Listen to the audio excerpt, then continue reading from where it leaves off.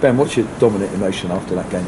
I think it's pretty obvious. First half we've had 2 great chances, and unfortunately we haven't taken them. That happens, but second half we weren't quite at it, and you could sense it in the game. We were kind of playing 1-0 down football, really. We were waiting to go 1-0 down before we reacted, and that's what happened. And it's hard when you can sense that in the game as to what to do. Do you know what I mean? You try and get the information around to everyone, but as to what to do, it can be hard when it's the emotion of the game, So it's obviously very frustrating that we've come away with a defeat, but we've got to move on very quickly. There was one stage in the second half when it was very evident you were getting frustrated. So you were, from the back, you were like raising your arms and trying to get the team to do more. Yeah. So you could clearly sense it. Yeah, and that's what I was trying to say to the lads. I said, what are we waiting for? We're waiting to go behind. We're literally waiting to go behind, and obviously that's what ended up panning out. But it is frustrating. It's frustrating for everyone else as well. But you've got to try and do something different when that's happening. Whether that comes from the side of the pitch or within the team, and we've got to try hard at it within the team when moments like that are happening. Your attempt to lift the team, was that you say, I can sense this, come on, everyone else, can you sense it? Or you're getting information from the touchline as well and it says, come on, we need to raise this? No, it was myself. I was trying to get around everyone saying, literally, can you sense it basically happening? And people were kind of agreeing and not agreeing because of the frustration of the game, and that happens. It's understandable, but sometimes it sounds a bit daft, but sometimes you need a bit of a row with someone to get them going. Gets yourself going, it gets them going, and it might get a bit more adrenaline pumping through you to maybe make that tackle, win that header, to make that run. So and obviously unfortunately it hasn't worked today, but Is it more frustrating because most of that game you're more than match Crewe, and at half time it had been Cheltenham 1-up, nobody would have batted an eyelid. Exactly. I mean, Alexandra had that glorious chance. The one across the box has missed it, unfortunately.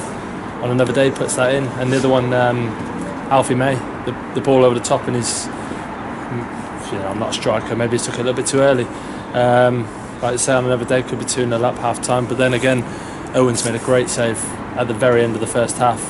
So on a whole first half we were the better team, and probably deserved it, but on the second half they were the better team. So just very frustrating. Is it fair to say the goal was a little bit scrappy? I can't really remember everything that kind of happened within the goal. Lads are talking about it downstairs, what they could have done better, and that's great. Everyone taking responsibility for it themselves, and rather than pointing fingers. So it's just obviously a frustrating goal to concede. In the bigger picture, though, you've come to a team who are up round you. Everybody, I think, says one of the better footballing teams in the league. And actually, it was 2 good footballing teams having a good game of football. Did it feel that out the pitch?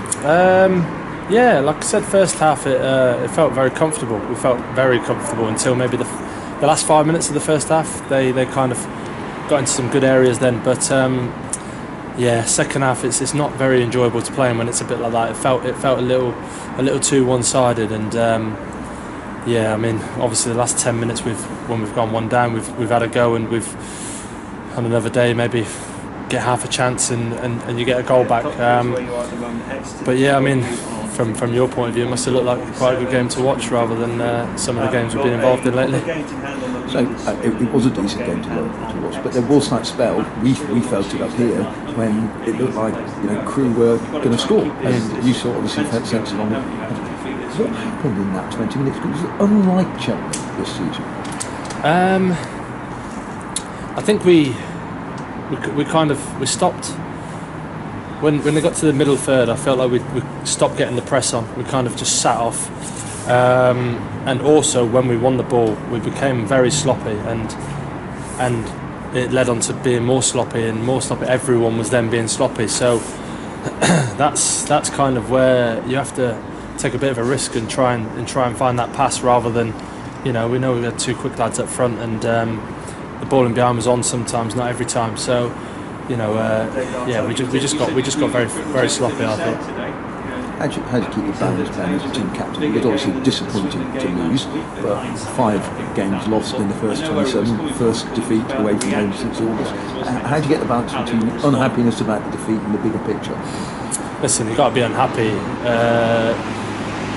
Probably lads will be unhappy from now till the next game, but you know, it's a bit of a cliche, but you've just got to dust yourself down and get on with it. You really do. You can't dwell on it. What's the point? It's like dwelling on a victory. You haven't won anything when you win a game. There's always a bigger picture. So listen, after the game, there's been a bit of a row in the changing room, and that's just frustration, and everyone has frustration. And literally 5-10 minutes after that, you know, lads are saying, right, that's done now. That argument's done. It's never personal. Never is and never will be. So it's always for the good of the team. Everyone wants to win at the end of the day. So yeah, that's basically, that's got to be our mentality. You know, you just got to get up and get on with it. What was the row about? The row? No, we don't. It's not worth discussing. I'll ask you what it was about, not who was involved. It was just about the moment and the period in the game when we could feel it coming. That was what it was about, really. And everyone has an opinion, and you know, we're all winners, and you know, like I say, it's good to have that row. You can't accept defeat lightly, but like I said, you just got to move on now. You can't do anything about it, of course, but you've got 10 days now before your next game. Is that a good thing or a bad thing? Frustrating when you've lost, because you just want to get out there and put it right. But you know, we can use it to our advantage.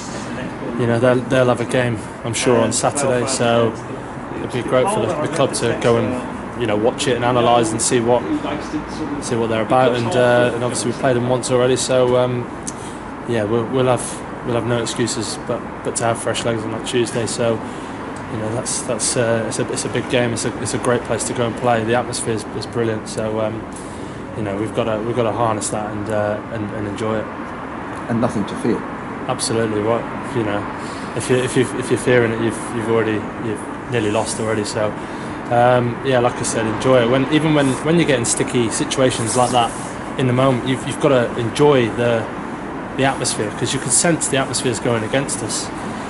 But you can't shy away from that. You've got to almost thrive off it. And yeah, unfortunately today we haven't. And but you know, we have in other situations. So it's you know, we just move on.